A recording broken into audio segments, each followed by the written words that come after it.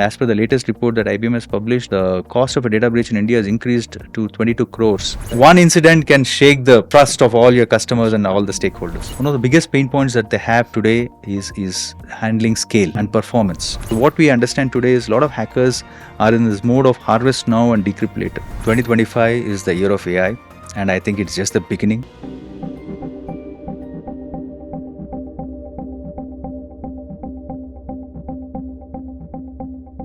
Welcome to Mint Techcetra, your go-to podcast for everything tech and business. I'm your host, Nelson John. And today we're exploring a topic at the heart of enterprise transformation: building trusted infrastructure for the future of AI. AI adoption is exhilarating across industries, but with speed and scale come questions of trust, security, and sustainability. How do enterprises in India modernize their core systems to be AI ready while staying resilient and future-proof?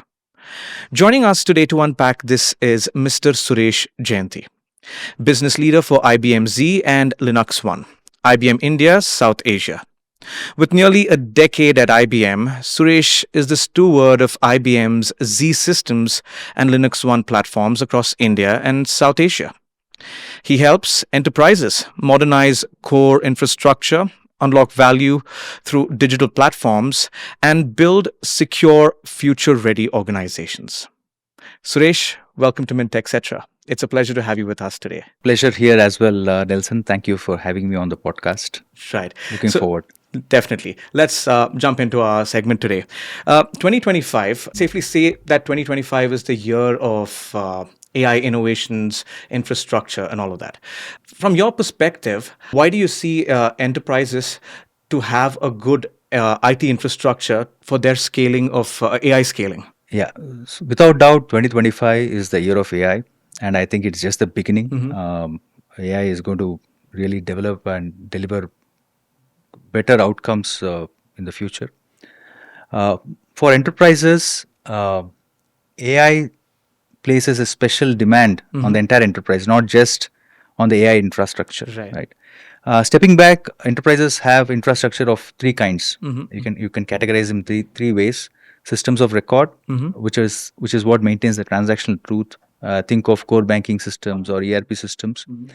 And for these systems, efficiency and availability is most important. Right. Systems of insight help organizations become more effective by offering insights, right, into the operations, and help them take better decisions, right? And systems of engagement allow external stakeholders, internal stakeholders to interact with the organization, within the organization, right?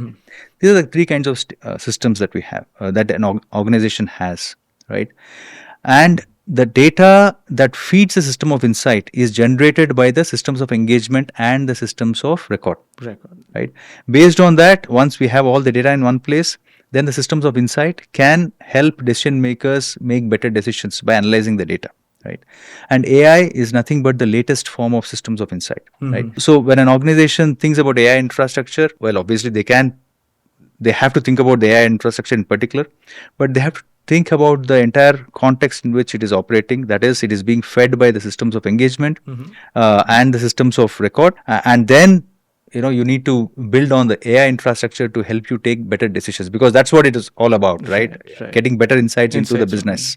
Yeah. That's right. So you're saying all these systems work hand in hand, like? Yes. And are these when you say these systems, are they kind of some kind of software, or what is it that you're talking about? Like So systems consist of definitely, the stack consists of, let us start with the top.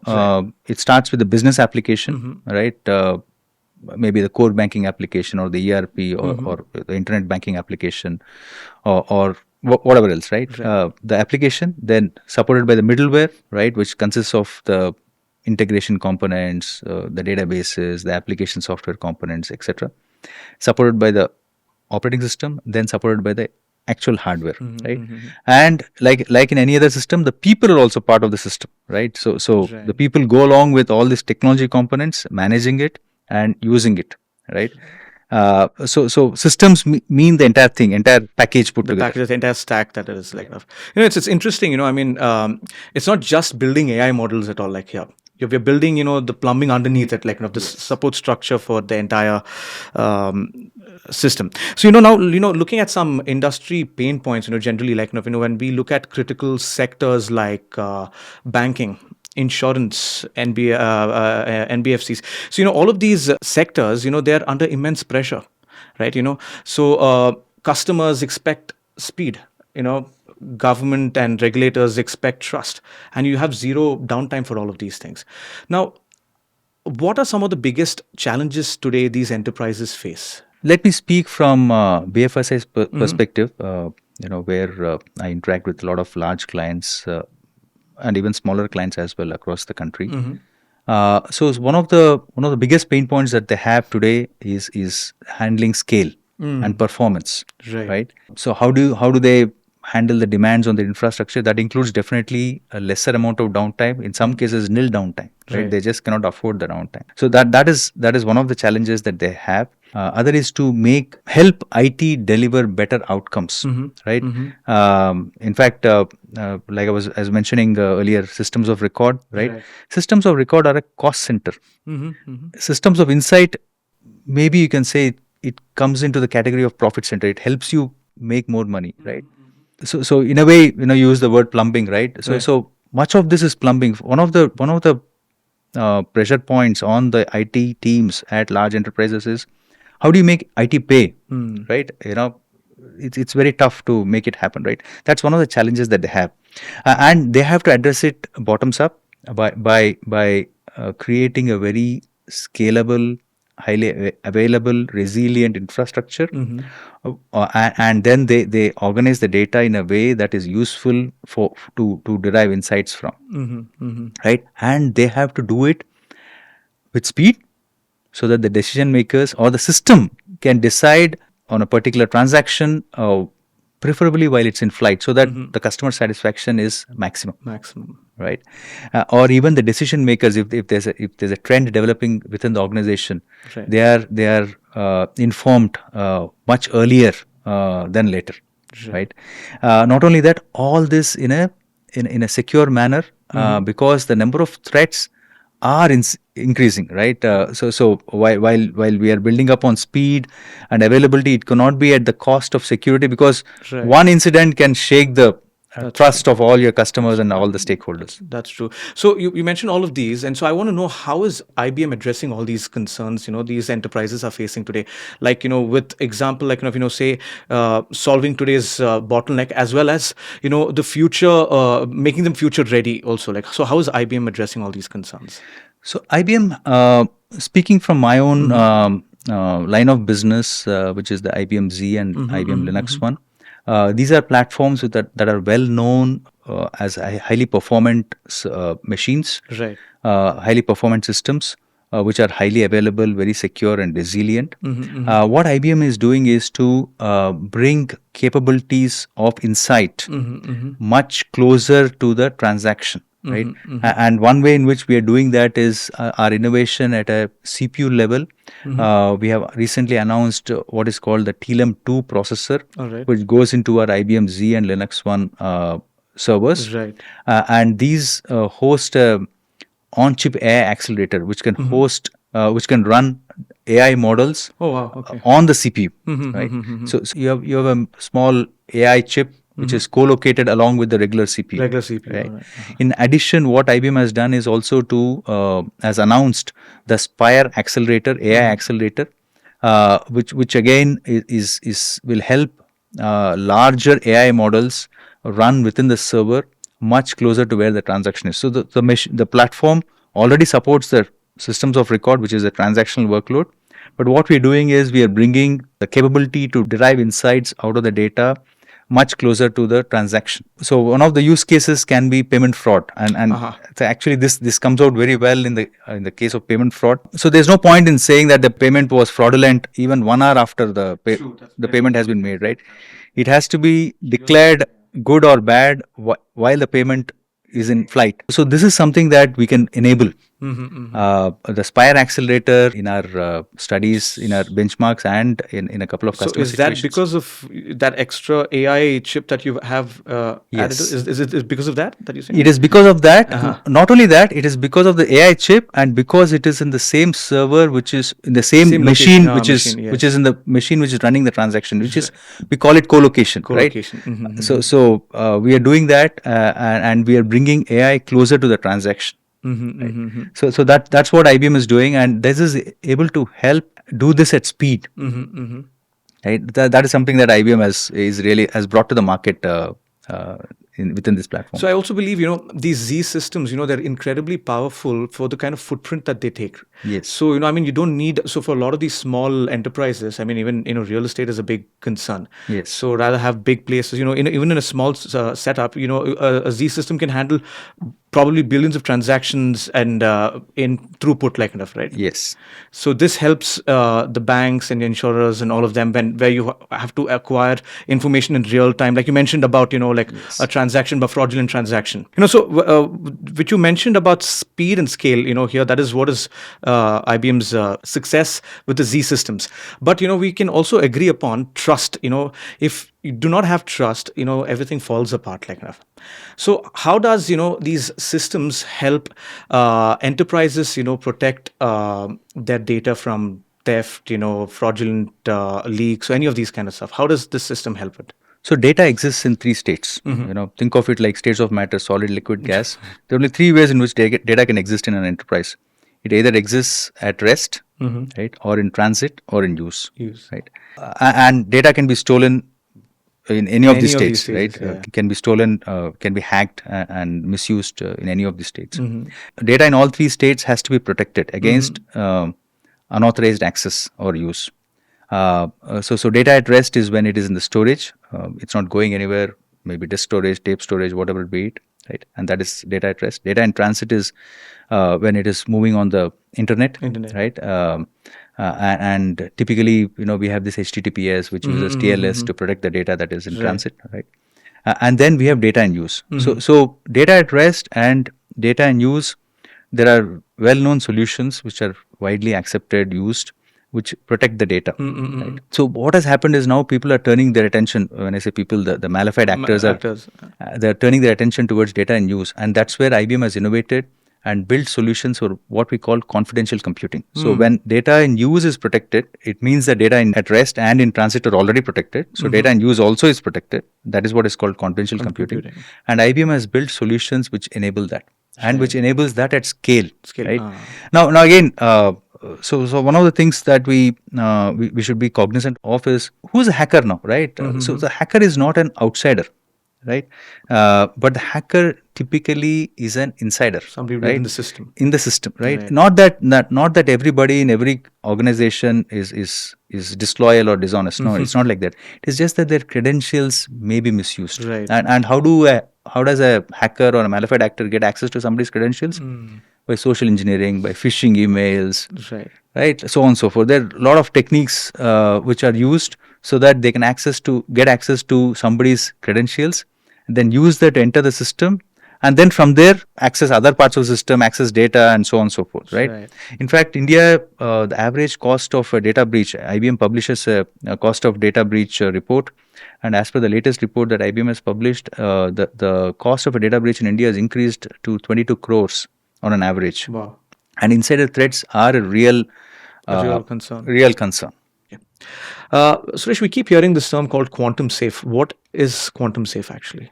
So quantum safe is a category of technologies that help protect enterprises against the threats created by someone using quantum computing. All right. So quantum computing is a very powerful computer, right? The computers that we know today are classical computers. Quantum computers are quantum in nature. They leverage the quantum physics. But net and sum, they are very powerful computers. So the calculations that could have taken hundreds of years in a classical computer can be reduced to years, or maybe even a year or less than a year with a quantum computer, right? So that creates a very unique situation because today encryption what is encryption today, right? Encryption is you are encrypting the data. That means you are replacing the character that is there in the data, the letter or alphabet, whatever, with something else, right? And it is not as just as straight lift and shift of some other character, but what we do is we create a number out of the actual data and we multiply it with something else, and basically prime factors. We use prime factors to create the encrypted data, right? So the idea behind using this technique of multiplying by prime factors is factoring prime factors is very tough. Breaking down a number which is the multiplication of two prime factors back into its original numbers is very, very tough. It's computationally intensive. Right. So essentially what we said is, it'll take hundreds of years. No hacker is going to be alive for hundreds of years. So we are sort of done. Right. So that was a simple concept on which the entire encryption industry was built. And I'm oversimplifying this. Right. But with quantum computing now, what could have taken hundreds of years is going to take few years, or maybe less than a year or whatever. Right. So that creates a problem, right? And there was this person called who created the Shor's algorithm, which shows in theory that this is possible. Right. There's another person who created this Grover's algorithm, who proved that by using quantum computing, you can search through trillions of possibilities, and using Grover's algorithm, you can reduce the number of possibilities that you need to actually search to arrive at the answer, right? So basically, one algorithm shows that you can use brute force to get to the right answer. Other algorithm shows that you can break down the algorithm itself, right? And both are accelerated by quantum computing, right?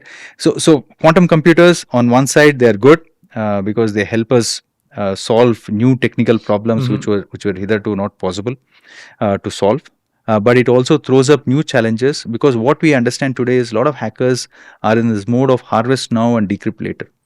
So they are just harvesting all the data, PII data. They're keeping it in a repository, saying that maybe in a couple of years, in 5 years, quantum computing is going to become available, and then I will break this data down. Break the data down. Oh, okay. Then I'll see which is relevant still, and in the millions of trillions of data points that I've got, maybe a few hundreds will be useful for me, and we'll exploit them, right?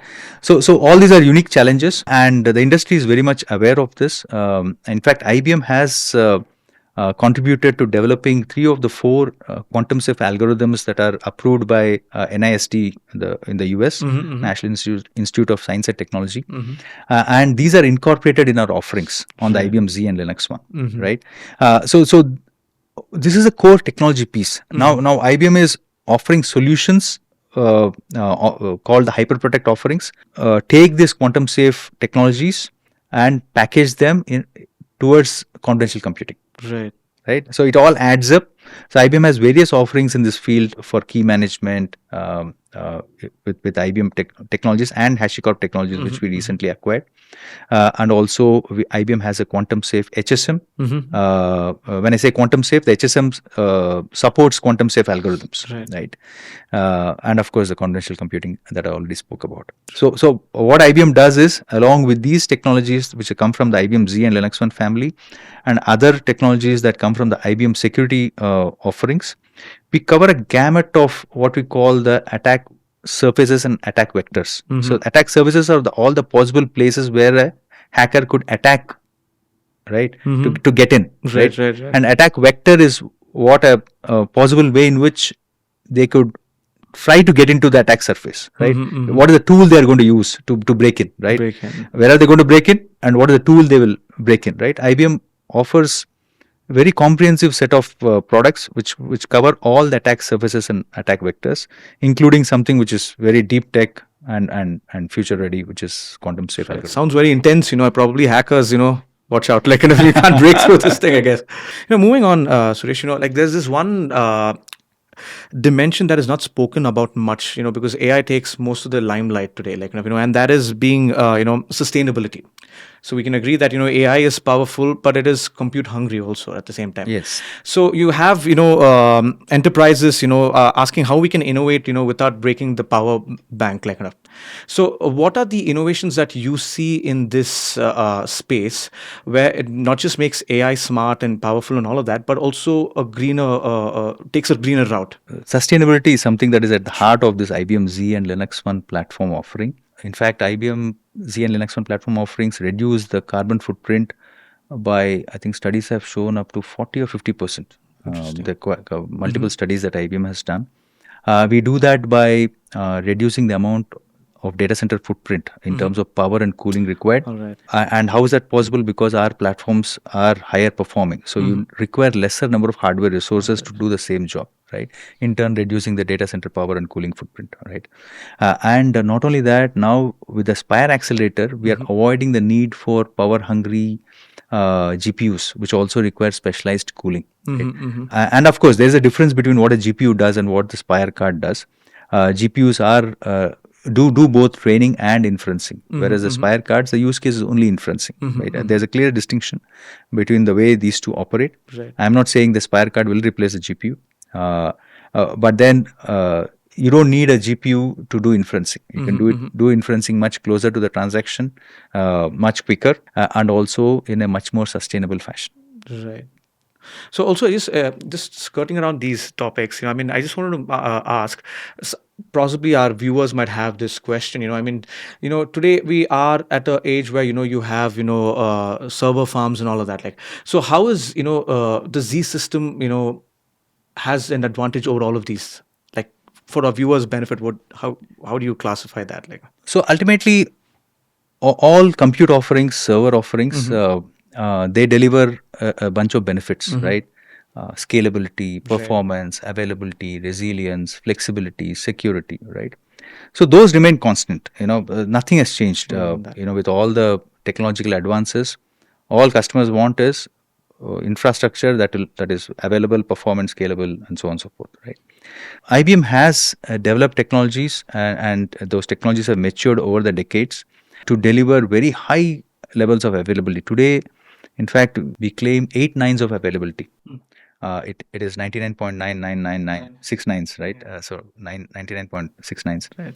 of availability, which is hardly a few seconds of downtime in a year. And we do have a solution to cater to that. We offer a very high performance, very small footprint in terms of the sustainability, and also resilience, so that we are able to offer what we call the minimal or zero RPO RTO. Right, which is an industry term to measure the time it takes to fail over and the amount of data loss in the event of a disaster. And also flexibility, right? Because one cannot predict all the demands that are going to be made by a business or the application on the IT infrastructure. You need to have infrastructure that will keep evolving or meeting your changing needs, right? These are some things that IBM has perfected with the IBM Z and LinuxONE platform over the years, right? Not only that, in India, we are seeing good traction for the LinuxONE platform. Why? Because India is all about scale, right? We are the second most populous country on the world, on the planet, and almost, let's say, internet banking project of a largest bank here, the number of users will be quite large, Quite big, right? yeah. So and we have a lot of other projects which are population scale, right? When an enterprise has to run these kind of systems with the least, at the lowest cost in open fashion, right? The LinuxONE, which is built on the heritage of IBM Z, right? But still very open because it just runs Linux workloads, right? So this is becoming a very good fit for India market, and that's where we are seeing the traction, because as I said, all the systems include people as well, right? True. And for large banks, large enterprises, getting the right talent to manage their infrastructure is also a challenge, right? Correct. So they want to keep it simple. They want to have lesser number of people required to manage it. They don't want PhD kind of resources to manage their infrastructure. They want to keep it simple. So LinuxONE is able to make all this possible, and that's where we are seeing the fitment with the Indian market. Right. Just talking about the Indian market, right now we are at the cusp of a big digital transformation here with regards to AI, secure infrastructure, and all of that, and under the umbrella of Viksit Bharat, right? Yes. So I want to know, how does IBM fit this narrative? What do they have in plans for India locally, as well as the broader market also? IBM actually does a lot of work in India. We do have the IBM Systems Development Lab as part of the infrastructure division here, spread across Bangalore, Hyderabad, and Pune. Do a lot of pioneering work from the bottom, from silicon, firmware, creating the offerings across confidential computing, across the Spire accelerator, right? And across our product offerings, both of IBM Power and IBM Z/LinuxONE, the ISDL team works with different teams spread across the world to bring these offerings to the market. Right. In that way, we are really contributing to the technological progress within IBM and large on the larger arena as a technology itself. We contribute, and in addition, IBM also has an interesting program called the IBM LinuxONE Partner Network, wherein we partner with local ISPs, independent software vendors, Right.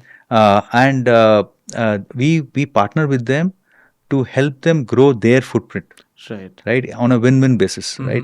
So we help them test and certify their applications on the IBM Z and LinuxONE platform, and we partner with them to do demand generation both within India and outside of India, depending on their business priorities. So we are able to help them acquire new business, and this is one small way in which IBM is contributing back to the IT ecosystem here. Here in India, like enough. So probably without naming anybody, could you just give us some success stories, that show up the scale of work that you're doing here? We have a couple of public references that we have that I can refer to. Mention here are the Clearing Corporation of India. Right. They host a trading platform for government securities and also forex transactions. Right. And they're a key part of the Indian financial infrastructure. They were on legacy Unix systems, and they wanted to move to a Linux system, and they were looking for something which is enterprise grade, right? And they found LinuxONE the right fit for their needs, right, in terms of flexibility, scalability, performance, and again security as well, because they're part of the critical infrastructure. So Clearing Corporation of India is one. The other one is LIC Housing Finance. So LIC Housing Finance is one of the larger lending companies in India, and they use the LinuxONE platform to run their core lending application, right? And one of the strengths of the platform that they're leveraging is that the lending business is such that there is a lot of stress on the system towards the month end, because the sales force also follows up with various clients and prospects, and sort of closes the deal towards the month end, and they need to book the loans, right? So the loans are issued within that month, right? So there's a lot of peak towards the month end, right? And there's a lot of stress on the system, right?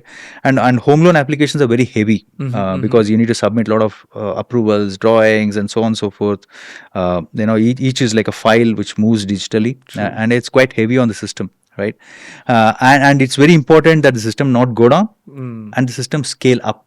And what they're doing is to leverage the capability of the LinuxONE platform to stretch itself. So the LinuxONE platform is built to operate at very high utilization. It will work comfortably at even 100%. Has a very good headroom, you're saying, like that's one way of saying it. It has a lot of headroom, while the system is designed to operate at a regular utilization of, let's say, 60 or 70%. But you cannot really predict the load on the month end, right? You need to have some buffer, right? The second point is, once you have the buffer, the system should not fail at that time. Right? That's very important, right? So when there's a lot of stress on the system should not fail, right? The LinuxONE system, by its nature, because of the way it is designed, with high reliability, with the long MTBF in mind, the system is very resilient, and it can support a lot more transactions than it was sized for, right? So it can comfortably work at 95+% of utilization, which is what the client wants during month end, right? Because on second, the utilization is back to something like 15-20%, right? So sizing, making the 100% as 70% is waste of money. True. You understand what I'm saying? So you can always size bigger and bigger, right? That's right. But you can never size for the unpredictable ones, yes. Right? But you need to have a system that will stretch, right? Which is essentially the word resiliency means that, right? Yeah. It stretches, right? So which is these are the two public references, and we do have a lot of other references which are not public, but the financial regulator of India, largest bank of India, one of the top 5 banks of India, they use it for their entire digital banking infrastructure, and a couple of other banks as well, which all these are LinuxONE customers within India, right? One of the smaller, not only the large banks, now we have seen adoption from the smaller banks itself also. We do have a bank in southern part of the country who are leveraging this for the internet banking. So we have quite a few use cases and installations across the banking sector in India. Right. So you mentioned about the smaller players. Like, so how would this cost factor affect the smaller banks? Because with what we kind of understand, I mean, certain as systems need a bigger upfront cost, but on the long run, it evens out, and you probably will make a lot of back with the reliability. So how does it play for these smaller customers that you are mentioning here, like now? So for all these customers, they are very conscious of the total cost of ownership, right? So total cost of ownership has multiple elements to it, but most important is the cost of the hardware, which is upfront cost, and the cost of the software, right? Today, most enterprise software is licensed by the core, and like I mentioned earlier, the number of cores required in the LinuxONE platform, in the Z platform, is much lesser compared to the other platforms. So the license cost is reduced because the number of licenses are reduced, right? Not only that, then we reduce the amount of surround infrastructure in terms of networking, storage networking, the LAN components, etc., that are reduced, and also the space and power in the data center, that is, lesser of it is required. So all these add up to provide the TCO benefit, and the unmeasurables are that you need lesser number of people to manage it. You get better availability, which translates into better satisfaction, both external and internal user satisfaction. Right. So, Suresh, on the final note, what is that one message you'd want to leave, enterprise leaders with, as to why is now the right time to invest in secured AI infrastructure? The future of AI definitely it requires data, because AI will absolutely be ineffective without the right data in place, right? And for an enterprise to function, the data needs to be absolutely on dot. And the data is, for the enterprise, comes from the other, like I mentioned, from the other two systems, from the systems of record and the systems of engagement. So the organization needs to take a holistic view of its infrastructure needs across these three categories of systems, right? And invest accordingly in infrastructure which can feed the AI systems, right? Like I said, AI systems are the new systems of insight, right? So they need to invest in what is relevant for them, what is right for them, in terms of, and not only the infrastructure, as in not just the hardware, but also how does the data flow and how does the data feed the AI system, right? So that the right decisions can be taken, right? And it also about is what is right for the organization given their data needs, right? The industry has its own trend, but what is their right data needs? What are the kind of data that they're handling? What is the percentage of structured data? What is the percentage of unstructured data?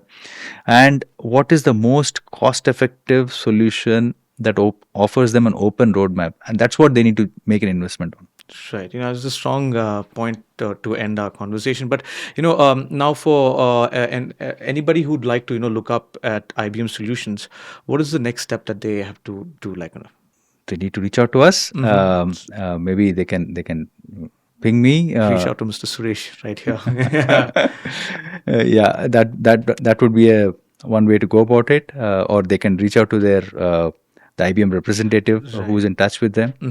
Or they can also reach out to us through our various other channels, website, etc. And we'll be definitely happy to help them. Perfect. So this brings us to the end of this episode today, Suresh. We've had a great, insightful conversation, and we've understood the entire infrastructure that AI depends on, this robust, secure infrastructure. Suresh, thank you so much for joining us once again here on Mint Techcetra. It was a very insightful conversation. Today's conversation shows us that as AI becomes central to business, the real differentiator will be the infrastructure that powers it. Secure, scalable, and sustainable. For leaders, the message is clear.